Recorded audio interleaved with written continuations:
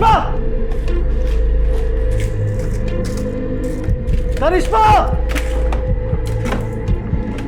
करिश्मा, करिश्मा।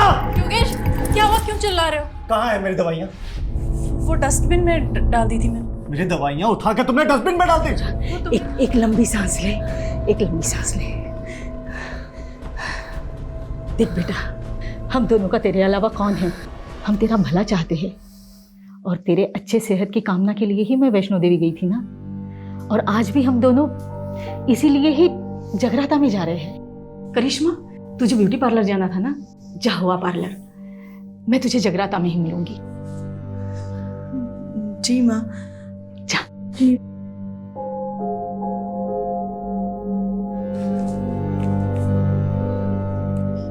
Take rest Yogesh. छुट्टी? बिल्कुल, वो झूठी ही है। देख लूंगी मैं उसे, लेकिन तू शांत रहा कर। ये ले, तू आराम से बैठ के चाय और नाश्ता कर ले। मैं जगराता जा रही हूँ, तेरे लिए बिरयानी बना के रखी है, गरम करके खा लेना। हम दोनों सुबह तक आ जाएंगे, ठीक है बेटा? ये ले।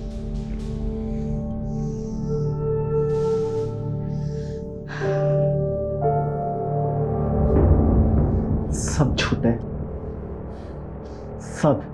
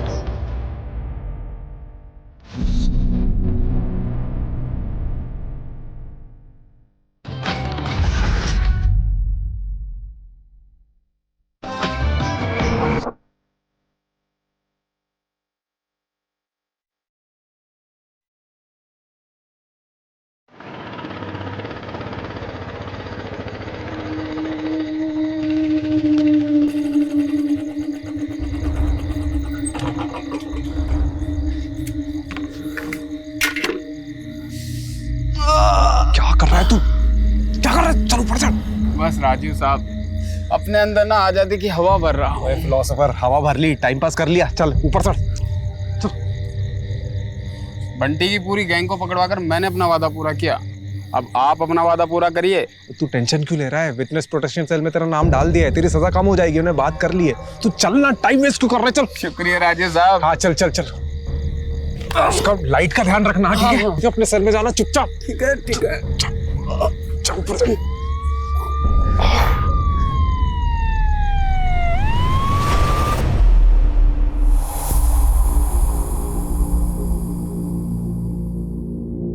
एक क्रिमिनल को पकड़ने के लिए दूसरे क्रिमिनल को जेल से भगा दिया। आई एग्री सर, राजीव ने जो किया वो गलत था, लेकिन आप उसका रिजल्ट भी तो देखिए सर। बंटी जो 2 साल से फरार था, हमारे हाथ नहीं आ रहा था, ओनली बिकॉज ऑफ राजीव वो आज हमारी कस्टडी में है। आप राजीव को बुलाइए। सर। Sir relax.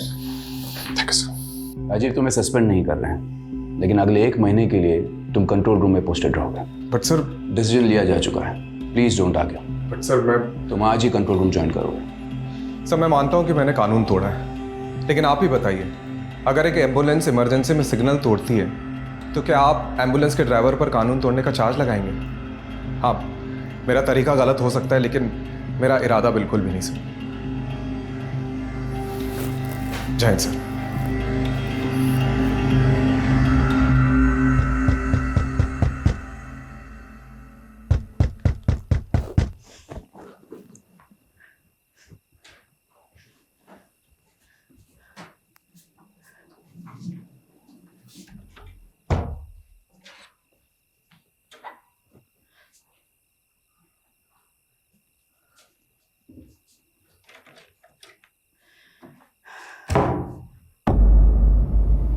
योगेश, बेटा तू?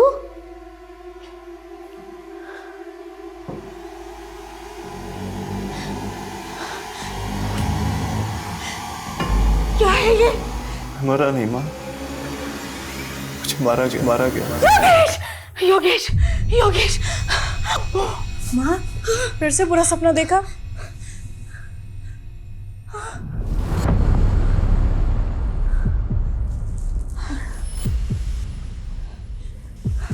आप पानी पीजिए।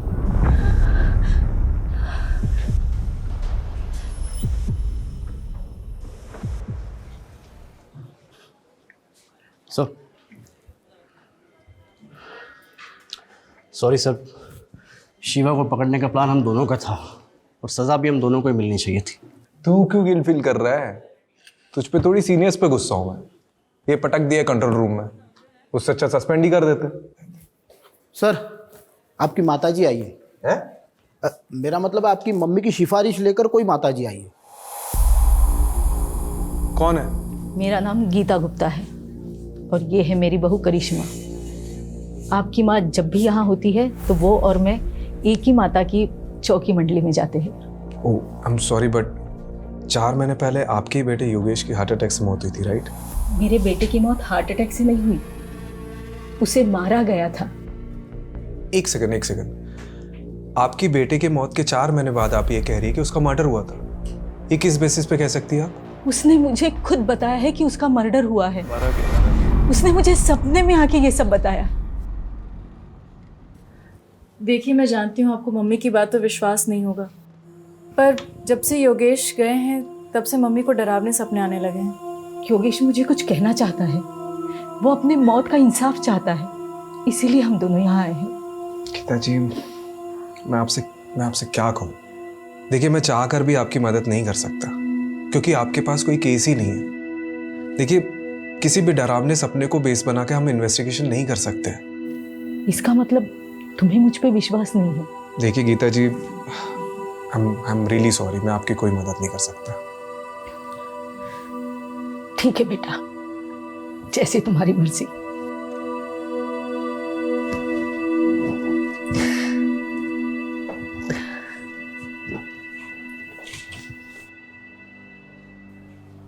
आंटी जी की कहानी काफी फिल्मी थी।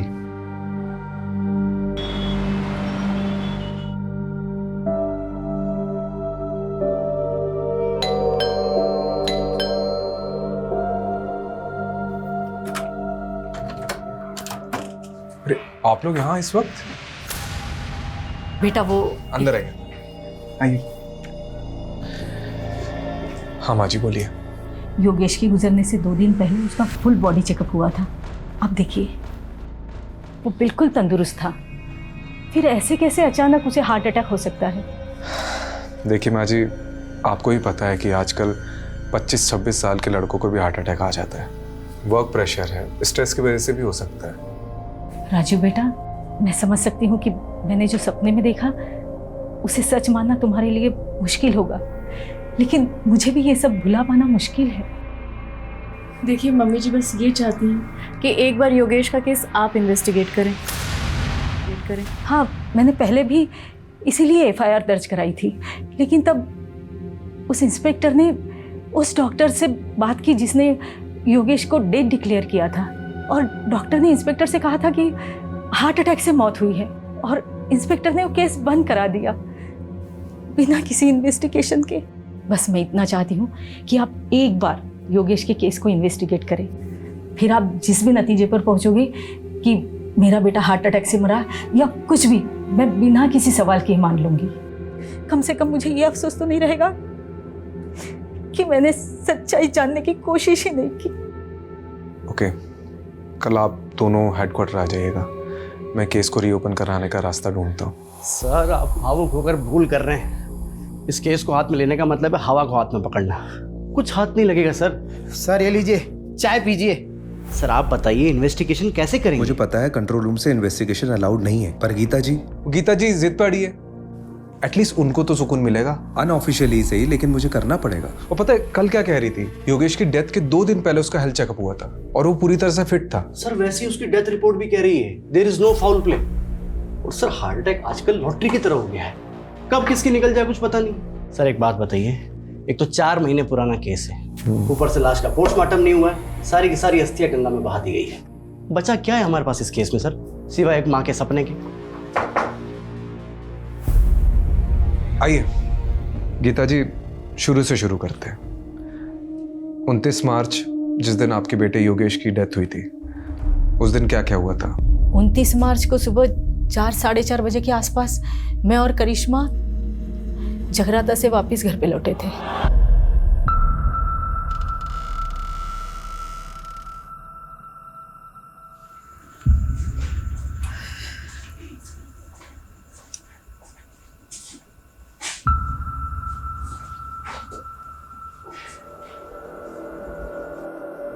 योगेश, योगेश, योगेश, योगेश, क्या हुआ बेटा? क्या हो गया? योगेश! बेजान पड़ा था मेरा बेटा। हमने फौरन डॉक्टर को बुलाया। डॉक्टर ने योगेश को डेड डिक्लेयर कर दिया। और अगले दिन जब योगेश की मेडिकल रिपोर्ट देखी तो सवाल ये उठा कि अचानक ऐसे कैसे योगेश की मौत हार्ट अटैक से हो सकती है। इसीलिए मैंने FIR दर्ज कराई थी। आपने जो पुरानी FIR दर्ज करी है उसकी डिटेल्स दीजिए, मैं वो फाइल मंगवाता हूँ।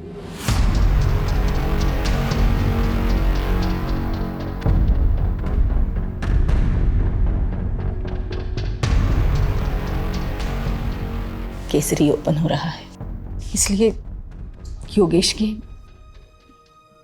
इंश्योरेंस क्लेम पास होने में थोड़ा वक्त लगेगा, लेकिन तुम्हें पैसों की चिंता करने की कोई ज़रूरत नहीं। मैं तुम्हें हर महीने। माँ प्लीज़, मुझे पैसे की ज़रूरत नहीं है, आप खाना खाइए।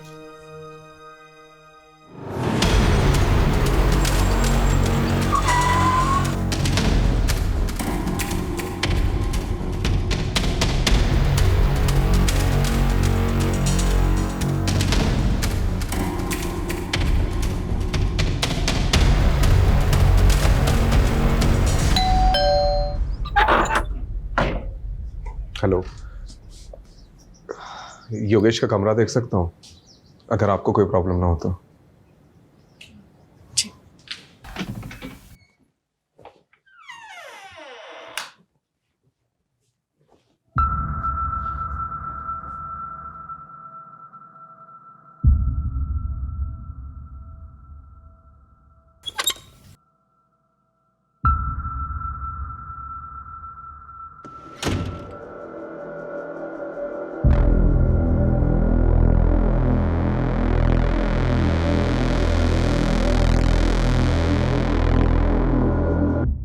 ये दोनों मेरे पोते हैं, युवराज और योहान, दून स्कूल में पढ़ते हैं।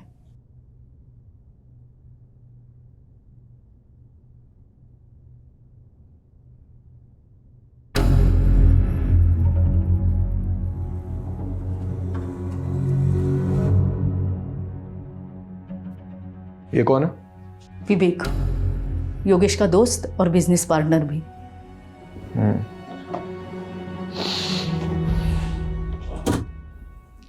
ये लैपटॉप किसका है? योगेश का। करिश्मा जी, आपके पास योगेश की कोई फोटो होगी उस दिन की जिस दिन उसकी डेथ हुई? मेरे बेटे युहान ने अपने भाई के लिए लिया था। युवराज का बोर्ड एग्ज़ाम था, इसलिए वो अपने पापा को आखिरी बार देखने नहीं आ पाया था। योहान से कांटेक्ट करके वो फ़ोटो मुझे भेज दीजिए। और भी कोई वीडियोस या फोटोज़ लिए गए होंगे विधि के समय तो वो भी भेज दीजिएगा। मैं ये लैपटॉप और हार्ड डिस्क लेके जाता हूँ, कुछ इन्फॉर्मेशन मिल सकती है।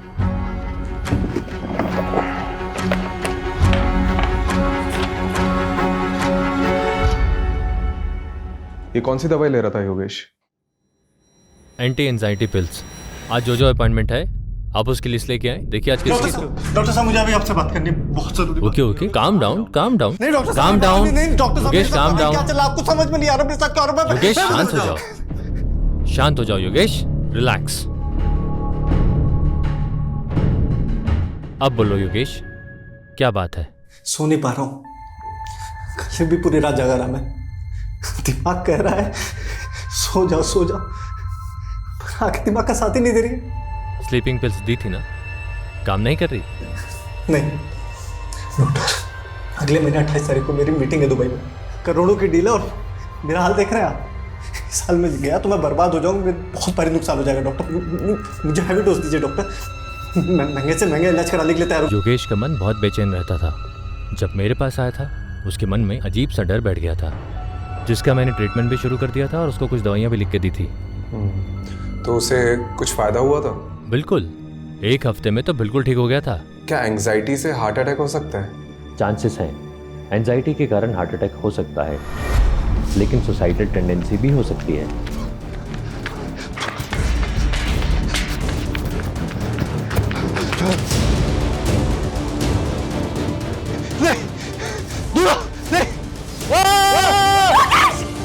योगेश!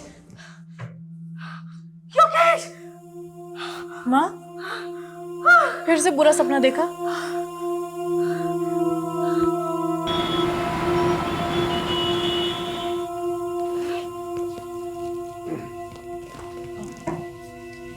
इस पेनड्राइव में योगेश की आखिरी फोटोज हैं और एक रिलेटिव ने फ्यूनरल की कुछ वीडियोस भी ली थी, वो भी हैं। Okay, thank you. वैसे उस रात जब आप दोनों जगराता के लिए चले गए थे तो योगेश से मिलने आया था कोई, या कुछ अजीब हुआ था उस रात?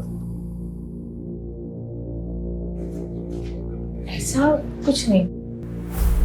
एक बात याद आ रही है, योगेश की सेक्रेटरी आयशा और विवेक ये दोनों फ्यूनरल पर नहीं आए थे, जबकि विवेक योगेश के बहुत क्लोज थे। रस्तोगी, आयशा और विवेक का नंबर ले लो।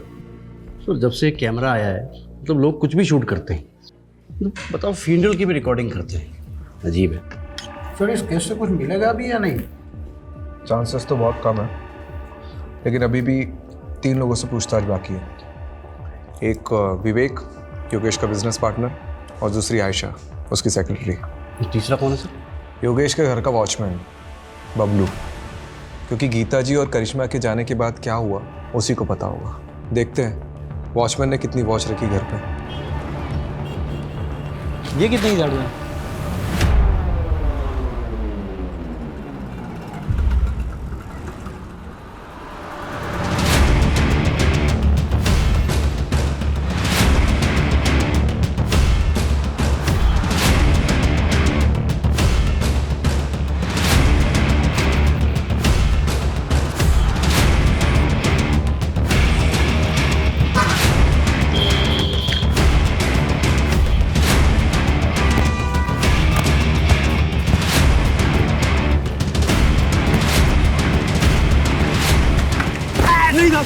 मैंने कुछ नहीं किया था, मैंने कुछ नहीं किया, मुझे कुछ नहीं किया ना? नहीं था। वेरी गुड, हम भी ऐसे ही इंसान को ढूंढ रहे जिसने ना कुछ भी नहीं किया, बाद में ना सब कुछ बता। देख बबलू, डर मत, अब ठीक से याद करके बता कि 28 मार्च को योगेश के घर में कौन कौन आया था, कौन गया था और क्या क्या हुआ था। वो दिन बड़ा ही बेकार दिन था, एक के बाद एक तमाशे हो रहे थे योगेश साहब के घर पे।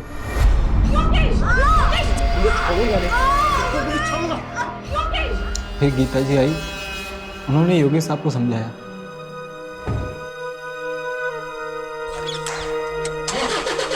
उसके बाद करिश्मा मैम चली गई। ये करिश्मा मैम घर से कितने बजे निकली थी? लगभग 5:30 बजा होगा साहब, क्योंकि मैं वही टाइम पे चाय पीता हूँ। और उसके बाद क्या हुआ था? फिर 7 साढ़े 7 बजे मैंने एक और झगड़े की आवाज़ सुनी। क्या है ये योगेश? तूने अपनी माँ को इतना बड़ा धोखा दिया, मेरे नकली साइन करके अपनी पुश्तैनी जमीन बिकवा दी। क्यों इतना ओवर रिएक्ट कर रही हो माँ? तुम क्या करती हो जमीन का? मुझे बिजनेस में जरूरत थी पैसों की तो मैंने उठा के बेच दिया, और वैसे भी तुम्हारे मरने के बाद तो वो जमीन मेरी होने वाली थी ना, तो क्या गलत किया? अरे तो मुझे बता दिया होता, मेरी नकली साइन क्यों की? इसी मेलोड्रामा से बचने के लिए कि पापा की आखिरी निशानी है, पुश्तैनी जमीन है, ब्ला ब्ला ब्ला ब्ला। तेरे पापा का अरमान था उस जमीन को पापा लेके। नहीं रहे अब सारे फैसले मुझे करने हैं, अब आपको संभालना भी मुझे है माँ। मैं आपको अच्छे से नहीं संभाल रहा हूँ क्या? आजकल के बच्चों को देखिए, वो अपने माँ बाप को उठा के वृद्धाश्रम छोड़ाते हैं, लेकिन मैं ऐसा नहीं हूँ माँ, मैं आपको संभाल रहा हूँ, है कि नहीं माँ? गीता मैम के जाने के बाद विवेक साहब और आयशा मैम आए थे, यही करीब 9 साढ़े 9 बजे।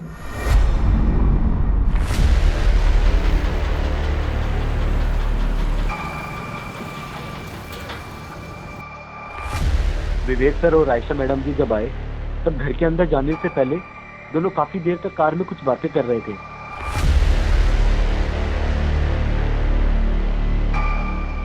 थोड़ी देर बाद वो अंदर चले गए साहब। तो इसकी रजिस्टर में एंट्री क्यों नहीं करवाई? साहब ये दोनों अक्सर वहाँ मिलने आया करते थे। बबलू तो फिर से मत कहना कि तूने फिर से कोई झगड़े की आवाज़ सुनी थी।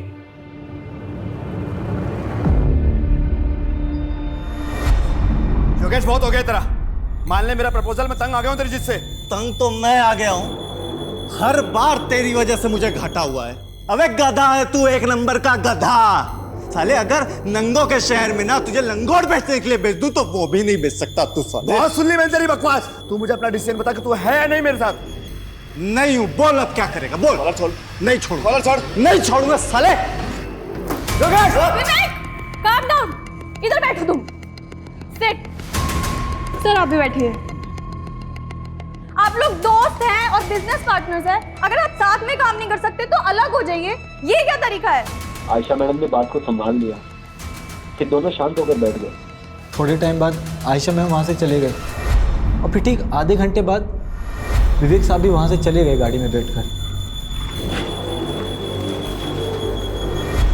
उसके बाद कोई नहीं आया साहब।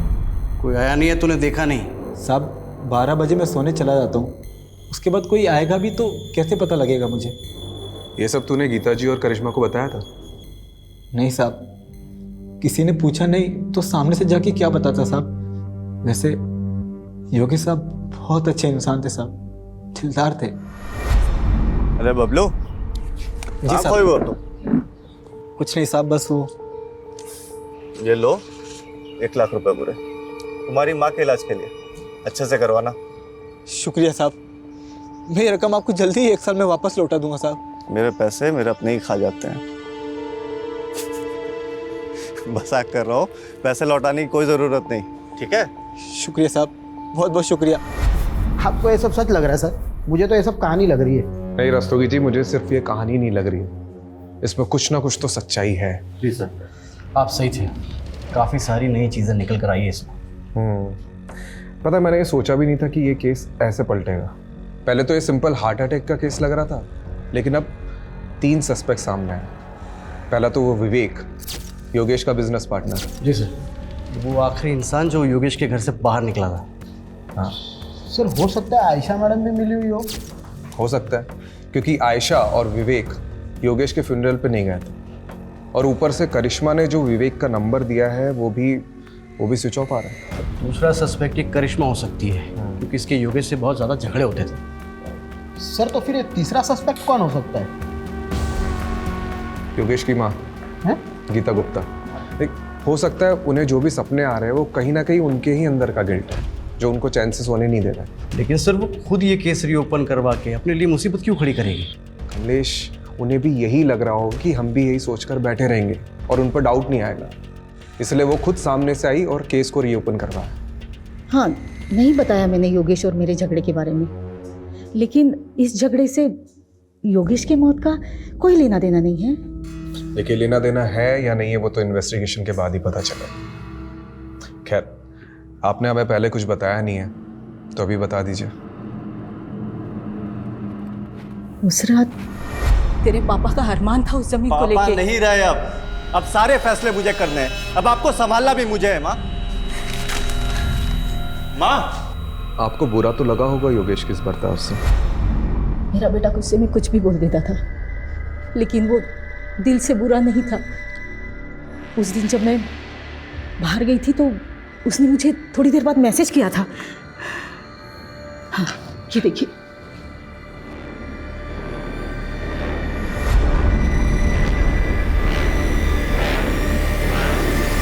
जी सर, हमारा झगड़ा हुआ था। एक्चुअली योगेश थोड़ा इम्पल्सिव था, बात बात पर गुस्सा हो जाता था। तो आप इस रिश्ते में सिर्फ अपने बच्चों की वजह से थी? सर, माना कि उनमें कमियां थी, वो कुछ भी बोल देते थे, पर वो दिल के बुरे नहीं थे सर। तो उस रात आपको भी सॉरी मैसेज आया होगा? जी कुछ नहीं, आगे क्या हुआ? सर, उसके बाद मैं पार्लर गई और 8 बजे के आसपास मैं मम्मी जी से जगराते में मिली। हाँ, जगराता में करिश्मा पूरा वक्त मेरे साथ में ही थी। मुझे समझ नहीं आ रहा मुझे यहाँ क्यों बिठा के रखा है। आयशा जी, राजीव सर के पास टाइम कम है और डंडे ज़्यादा। ये देख रही हैं आप श्वेता जी को? इनको डंडा देकर आपके पीछे लगा देंगे। देखिए, आपके बॉस योगेश का पार्टनर विवेक फरार है। अब उसको तो हम पकड़ लेंगे। आप बस सिर्फ इतना बता दीजिए कि 28 मार्च को जब आप योगेश के घर पर गई थी तो योगेश और विवेक के बीच में झगड़ा हो रहा था, वो किस बात को लेकर हो रहा था? कमलेश, जी सर। कुछ बोला इसने? हाँ सर, बोलने वाली है ना। सर, विवेक और योगेश सर ने मिलकर एक प्रॉपर्टी खरीदी थी जीवन नगर में। विवेक चाहता था कि वहाँ की झोपड़ियों को तुड़वाकर जल्दी से जल्दी काम शुरू किया जाए और वहाँ पर कब्जा कर लिया जाए, लेकिन योगेश सर चाहते थे कि ये सब लीगली हो। बस इसी बात पर इन दोनों में झगड़ा हो गया था। योगेश! विवेक, calm down, इधर बैठो तुम। Sit. सर, आप भी बैठिए। आप लोग दोस्त हैं और बिजनेस पार्टनर्स हैं। अगर आप साथ में काम नहीं कर सकते तो अलग हो जाइए। ये क्या तरीका है? आयशा जी, आपको क्या लगता है ये विवेक ने वाकई में योगेश का मर्डर किया होगा? सर, मुझे नहीं पता। उस दिन मेरी माँ बीमार थी और वो हॉस्पिटल में एडमिट थी और मुझे उस दिन जल्दी निकलना पड़ा था। लेकिन हाँ, जिस दिन हम योगेश सर के घर जा रहे थे तब विवेक बहुत गुस्से में था। इसके सर पे ना सच्चाई का भूत सवार है। एक जमीन के लिए इतना वेट नहीं कर सकता मैं।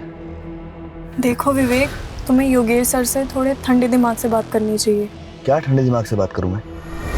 अच्छा, एक बात बताइए, कहीं आपने तो छुपा के नहीं रखा है विवेक को? नहीं सर, ये आप क्या कह रहे हैं? देखिए आयशा जी, अगर आप हमारी मदद नहीं करेंगी तो हम भी आपकी मदद नहीं कर पाएंगे। जो भी जानती है वो सीधा सीधा बता दो, वरना ये। अच्छा, ये श्वेता के बारे में पता है? अच्छे से बता दिया सर। मिलना चाहोगी?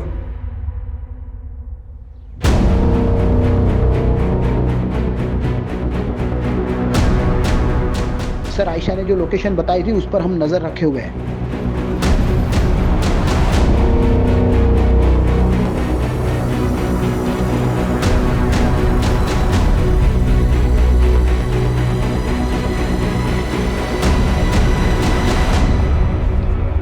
विवेक, विवेक मार खा के बोलेगा कि बोलने के बाद मार खाएगा? चॉइस तेरी है। देख, हमें सब पता है कि योगेश की मौत में तेरा ही हाथ है। बहुत नफरत करता था ना उससे।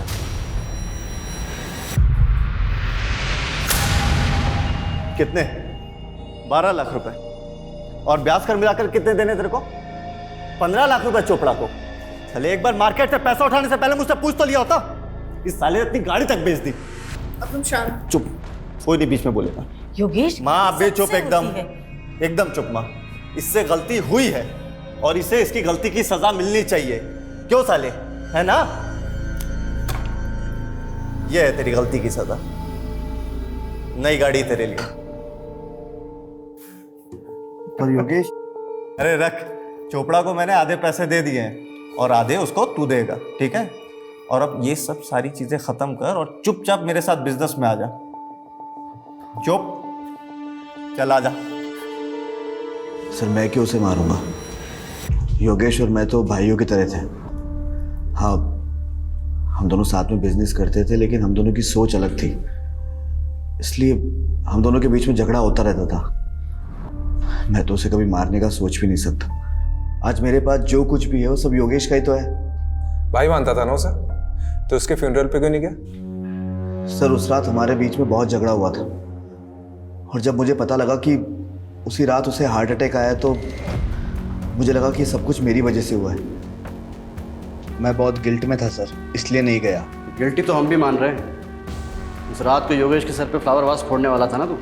आयशा ने हमें सब कुछ सच बता दिया है। नहीं सर, मैं ऐसा क्यों करूँगा? हाँ, हमारे बीच उस रात को बहुत झगड़ा हुआ था, लेकिन आयशा के जाने के बाद मैंने और योगेश ने दिल खोलकर बातें की थी। और सर, उसने मुझे अपनी तकलीफ के बारे में बताया था। कैसी तकलीफ?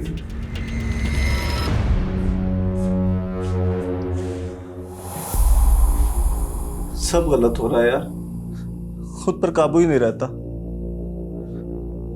रोज झगड़ा होता है करिश्मा से। आज भी मैंने उसको बहुत भला बुरा बोला, बहुत झगड़े हुए, लड़ाई हुई, माँ को भी नहीं छोड़ा यार। अपनी इन्हीं हरकतों की वजह से मैंने बच्चों को यहाँ से दूर किया। लेकिन यार तू तो बता रहा था कि डॉक्टर अग्रवाल की दवाइयाँ तेरे पर काफ़ी असर कर रही है। जिस दिन लेता हूँ तब तक असर करती है, और जिस दिन नहीं लिया तो तू टेंशन मत ले, मैं ना एक साइकेट्रिस्ट को जानता हूँ। मैं बात करता हूँ ना तेरे लिए। तू रिलैक्स कर, मुझे पता है तुझे बेस्ट रिलैक्स कराने का तरीका। एक मिनट रुक।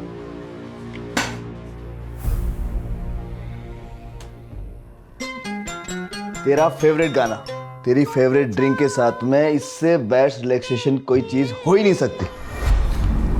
सर जब मैं वहाँ से निकला तो योगेश बहुत अच्छे मूड में था, और उसका मेरे जाने के बाद भी मुझे टेक्स्ट भी आया।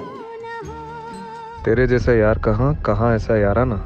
सर अगर मुझे पता होता कि ये सब कुछ होने वाला है तो मैं वहाँ से जाता क्यों। ठीक है, तुम जा सकते हो, लेकिन हाँ, शहर छोड़ के जाने की सोचना भी नहीं। ठीक है सर।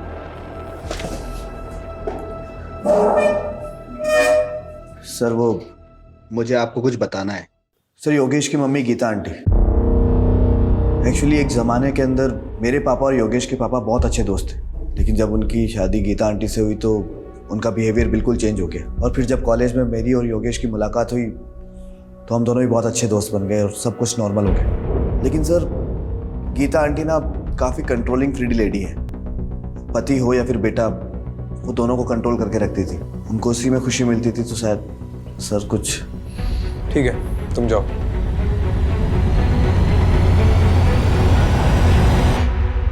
सर वो हार्ड डिस्क ओपन हो गया है। कुछ मिला? सर अभी तो देखना शुरू किया है, बहुत सारे वीडियो है। हेलो, हाँ ठीक। सर कोई बाबा का एड्रेस मिला है जिससे योगेश कोई शक्तिवर्धक दवाई लेता था। शक्तिवर्धक दवा? और ये बाबा कौन है? ये बालक योगेश हमारी औषधियां ग्रहण करता था साहब। कैसी औषधि? बहुत दुर्लभ औषधि हैं और बहुत कीमती भी। ऐसी क्या खास बात है इस औषधि में? ये औषधि मानव को महामानव बनाती है साहब। खाते ही व्यक्ति के शरीर में ऊर्जा का संचार होने लगता है। ऐसे मान लो कि जैसे 10-10 हाथियों की शक्ति उसके अंदर आ गई हो। बहुत अद्भुत औषधि है साहब, बहुत अद्भुत।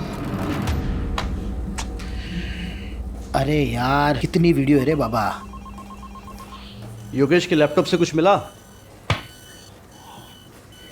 अरे सर देखते देखते मेरी आंखें बटन हो गई। अभी भी कम से कम 20 वीडियो है। जितने भी वीडियो देखे ना सबके सब वेकेशन और प्रेजेंटेशन के थे। फिर भी सर ट्राई करता हूँ।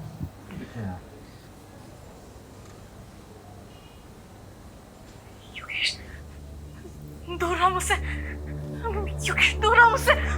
योगेश मुझ प्लीज, योगेश दूर रहो मुझसे। सर एक मिनट, ये सुनिए।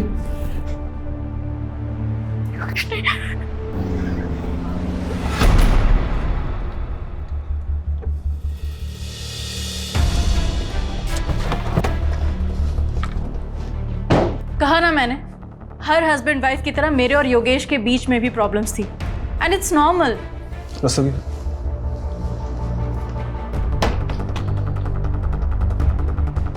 दूर रहो मुझसे, योगेश दूर रहो मुझसे। ये सब आपको नॉर्मल लगता है? डरो मत करिश्मा। योगेश नहीं। I can't believe it। वो ये सब शूट भी करता था। परवर्ट। देखिए, ये वीडियोस कभी भी बाहर नहीं आएंगे, लेकिन योगेश की मौत का सच हम बाहर ला कर रहेंगे, और इसके लिए आपका सच बोलना बहुत ज़रूरी है। हमें पता चला है कि योगेश किसी बाबा से शक्तिवर्धक दवाइयाँ लेता था। हाँ, योगेश की अजीब सी फैंटेसीज थी। जब हम दोनों अकेले होते थे ना घर में, तो ऐसा लगता था उसकी फैंटेसीज को पंख लग गया हो। वो अजीब बिहेव करता था। करिश्मा आज ये ट्राई करते हैं, है ना? पागल हो गए हो क्या? This is so wild. बिल्कुल भी नहीं। करिश्मा कसम से एक्सट्रीम तक नहीं जाएंगे।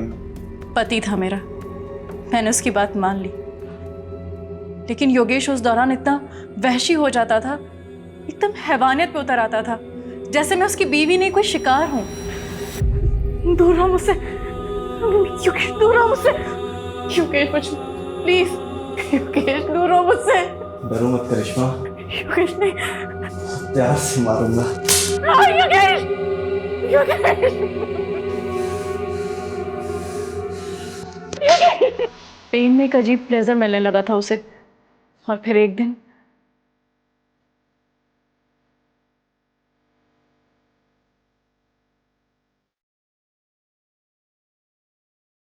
योगेश, क्या कर रहे हो तुम?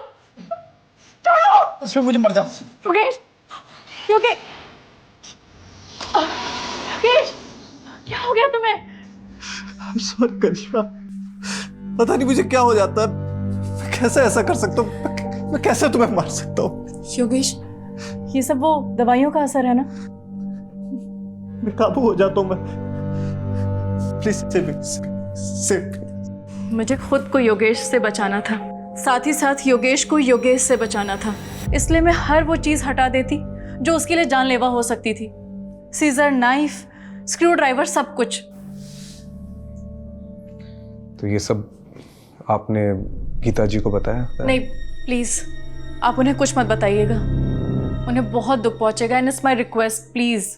इतना सब होने के बाद भी आपने योगेश से कभी तलाक लेने के बारे में नहीं सोचा?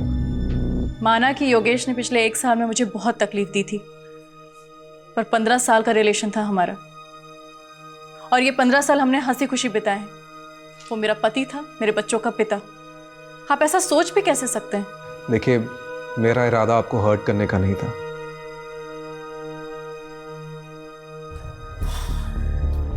मुझे ये योगेश का कैरेक्टर समझ में नहीं आ रहा। राम और रावण दोनों बसे थे सर उसमें। कमलेश, राम और रावण तो हम सब में बसे होते हैं। अब मैटर ये करता है कि हमारा दिमाग किसकी सुनता है, राम की या रावण की। सर बात वहीं आकर रुक जाती है। योगेश का अगर मर्डर हुआ है तो मोटिव किसके पास था? विवेक, जिसकी उसने बहुत बेइज्जती की थी।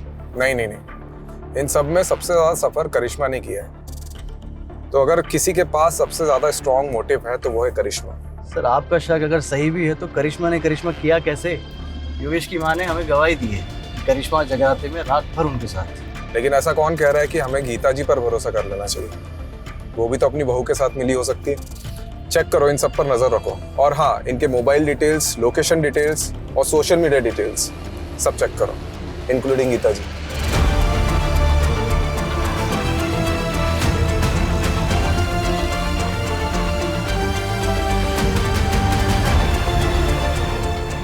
एटर्नल लव 50-50 क्या नाम है? अरे सर सारे सस्पेक्ट की सभी सोशल मीडिया अकाउंट पे स्कैनिंग की, उसमें से एक ऑनलाइन स्टॉकर हाथ लगा है। एटर्नल लव 50-50 पिछले कई साल से एक करिश्मा को सोशल मीडिया पे स्टॉक कर रहा है। 2 साल पहले भी इसने करिश्मा को कुछ मैसेजेस किए थे। सर जब ये करिश्मा कॉलेज में थी ना तो मिस दिल्ली रह चुकी थी। तू क्या इतने सालों बाद ये फिर से आ गया? कुछ भी? अरे सर ऐसा ही है, ये स्टॉकर ने कितनी बार करिश्मा को प्रपोज भी किया था, पर कुछ टाइम बाद करिश्मा के डांटने पर इसने मैसेजेस करना बंद कर दिया। इसका प्रोफाइल तो देखो, है कौन ये? लगता है ये HNF जिम का मेंबर है। रस्तोगी, ये जिम के मेंबर्स की लिस्ट निकालो। कितने लोग हैं? 5000 के आसपास लोग हैं। मेरे गांव से भी ज्यादा लोग तो तुम्हारी जिम में हैं।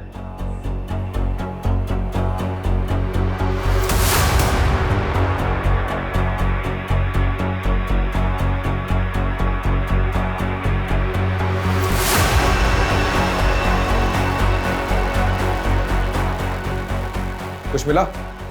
सर पूरा का पूरा कच्चा चिट्ठा मिला है। ये देखिए, हमने ये जिम मेंबर्स की लिस्ट देखी थी और इसमें जो ये नंबर्स दिए गए इन सब के लोकेशन को हमने मैच किया। उनमें से सर ये एक नंबर मर्डर वाली रात उसी एरिया में एक्टिव था। रात को 1 बजे इस नंबर पर पहले कॉल आया और उसके बाद एक मैसेज। ये नंबर एटर्नल लव का है? सर इस नंबर की हमने और डिटेल्स निकाली तो इसकी ब्राउजिंग हिस्ट्री से पता चला कि ऑनलाइन इसमें कोई ड्रग के बारे में सर्च किया गया था। हो सकता है इस ड्रग का इस्तेमाल योगेश के हार्ट को जमाने के लिए किया गया हो, ताकि नेचुरल डेथ की आड़ में मर्डर को छुपाया जा सके। ये नंबर किसके नाम पर रजिस्टर्ड है? हाँ मैं आ रही हूँ, लेकिन आप बताएंगे बात क्या है? अरे बैठ। देखिए आप ये ठीक नहीं कर रहे हैं, आप मुझे ऐसे जबरदस्ती नहीं रख सकते। ओह, तू कुछ नहीं बोलेगा ना तब भी तू फंस चुका है। एटर्नल लव, क्योंकि तेरे साथी ने सब कबूल कर लिया। मुझसे गद्दारी? गद्दारी नहीं, समझदारी की उसने। अब तू डिसाइड कर तुझे क्या करना है।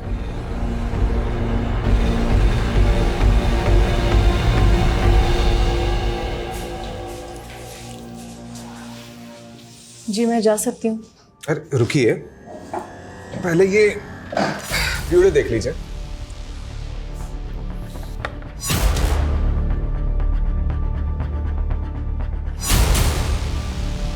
करिश्मा जी, आपके एटर्नल लव ने अपना जुर्म कन्फेस कर लिया है और वो केमिस्ट जिससे आपने ब्लड थिकर खरीदा था उसका भी पता हमने लगा लिया है।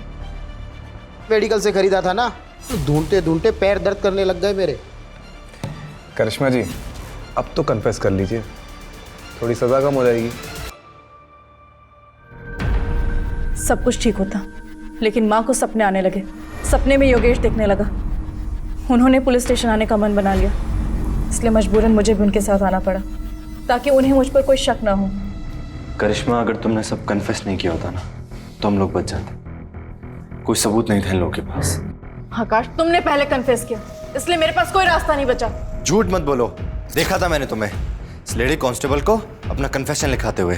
बेवकूफ, मैं बस उसे इंफॉर्मेशन दे रही थी। अरे लवबर्ड्स, झगड़े क्यों कर रहे हो? हाँ, तुम दोनों की थोड़ी गलती है, वो तो हमने प्लान किया था तुमसे सच उगलवाने के लिए। करिश्मा जी ने एक दूसरा नंबर भी ले रखा था जिसके बारे में हमें नहीं बताया, और उस नंबर की लोकेशन रात को 1 बजे योगेश के घर की थी। उस नंबर से हमें और भी इंफॉर्मेशन मिली है, लेकिन ये भी जरूरी था कि तुम दोनों अपने मुंह से उगलो।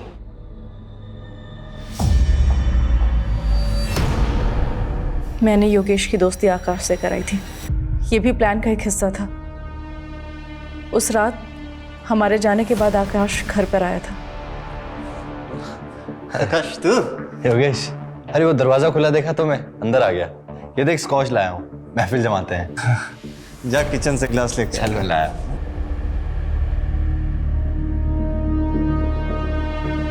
प्लान ड्रिंक में ब्लड थिकर मिलाकर पिलाने का था ताकि किसी को शक ना हो।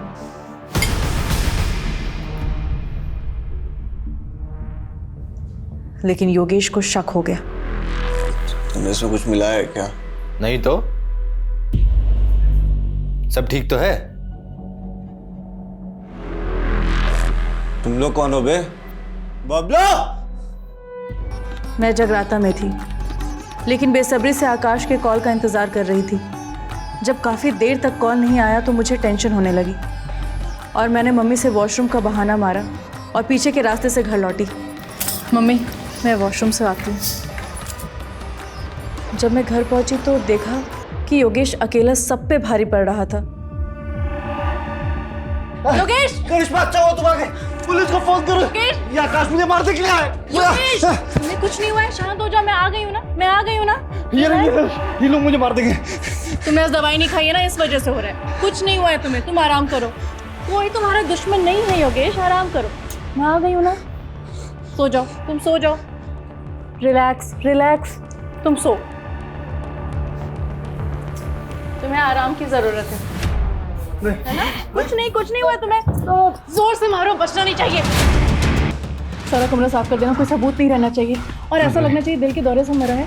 मैं जगराते में जा रही हूँ। और सुनो, काम होने पर ना मुझे मैसेज करना। ठीक है? बाय। ठीक, चलो देखो।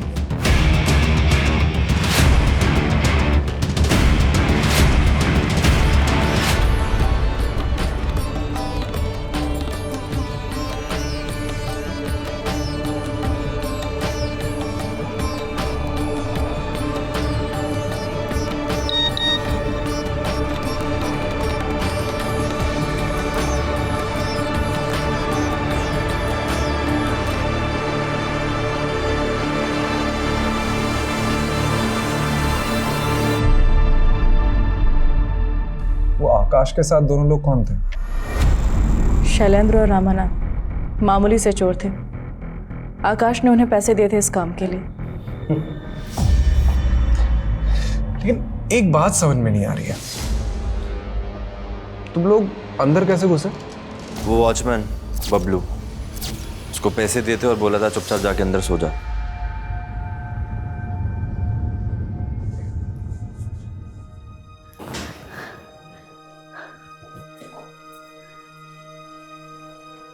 करिश्मा, तुझे अगर इतनी तकलीफ ही थी तो छोड़ देती मेरे बेटे को। जान से मारने की क्या जरूरत थी? कमलेश, रस्तोगी, चलो।